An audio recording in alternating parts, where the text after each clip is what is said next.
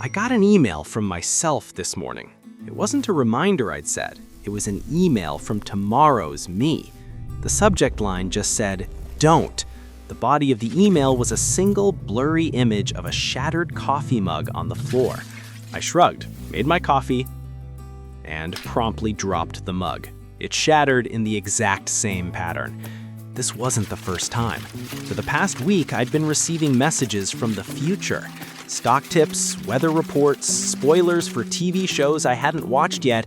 My life had become a chaotic, beautiful mess. And it was all thanks to a controversial, half-forgotten Soviet astrophysicist named Nikolai Kozyrev and a pile of aluminum sheets I bought at Home Depot. Kozyrev had a wild idea. He believed time wasn't just a measurement, it was a physical, tangible substance, an energy that flows through the universe carrying information. And he theorized that, with the right geometry, you could build a machine to focus it, a machine he called a mirror. What happens when you build a future-seeing machine in your garage and you discover that the universe really hates spoilers? I'd spent a month in my garage bending polished aluminum sheets into a specific spiral shape, like a giant metallic seashell. According to Kozyrev's papers, this shape didn't reflect light, it reflected time. It was a condenser, a lens for the energy of the temporal flow. My first experiment was simple. I sat inside the spiral chamber, cleared my mind, and thought of a simple image: a rubber duck. My friend Dave sat in an identical mirror I'd built for him across town. 5 minutes later, he called me screaming. He'd seen it, a perfect, vivid image of a rubber duck appearing in his mind. Kozyrev was right. Information could be sent instantly. It was cosmic telepathy. But then I found the weird part of his research, the part that got him laughed out of the mainstream. Kozyrev claimed these signals didn't travel through space, they traveled through time. So I tried the stupidest, most dangerous experiment I could think of. I set an automated system to transmit the image of a King of Spades playing card from my mirror at exactly noon tomorrow. I sat in Dave's mirror today, and I waited. At 3 p.m. today, a full 21 hours before the signal was sent, the image of the King of Spades blazed into my mind. I had just received a message from the future. For the next month, I was a god. I didn't just have information, I had the universe's answer key. I'd send myself the winning lottery numbers from tomorrow. I'd send myself the stock market winners. The mirror became my personal, infallible crystal ball. But I was so busy getting rich, I didn't notice the side effects. The universe was starting to fight back. It started with a feeling of déjà vu all the time. Then things got weirder. I'd get a message from the future telling me that a stock was going to crash. I'd sell, but then it wouldn't crash. The future had changed. My crystal ball was becoming foggy. Our friend, the stickman physicist, showed up, looking like he hadn't slept in a week. He wasn't panicked. He was furious. "You idiot," he yelled. "You've been violating the conservation of causality." He explained it with a terrifying analogy. The future isn't a book that's already written. It's a quantum wave function, a shimmering cloud of infinite possibilities. When you observe it, you collapse it into one reality.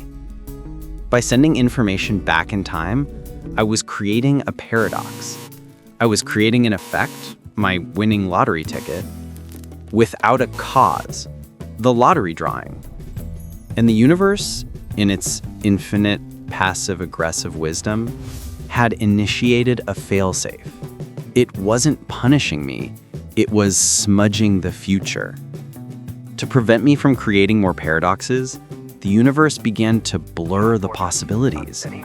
It started averaging out all possible futures into a single blurry, indeterminate gray mush. My future-seeing machine wasn't broken. The future itself was. The consequences were catastrophic. Weather prediction became impossible. The forecast was now a permanent 50% chance of everything. GPS satellites could no longer predict their own orbits, making navigation a game of roulette. The stock market became a random number generator. The very concept of planning was dead. We were living in a world without a tomorrow. And then the smudging reached the quantum level. The future position of an electron became so uncertain, it could be anywhere. The Pauli exclusion principle, the rule that keeps matter solid, started to get suggestions. My hand didn't pass through my keyboard, but for a split second, it felt soft, spongy. I had to stop it. I had to reverse it. I sat in my mirror one last time. I didn't try to see the future. I tried to do the opposite. I tried to send a message to myself a week in the past. A simple message. Don't build the mirror. I focused.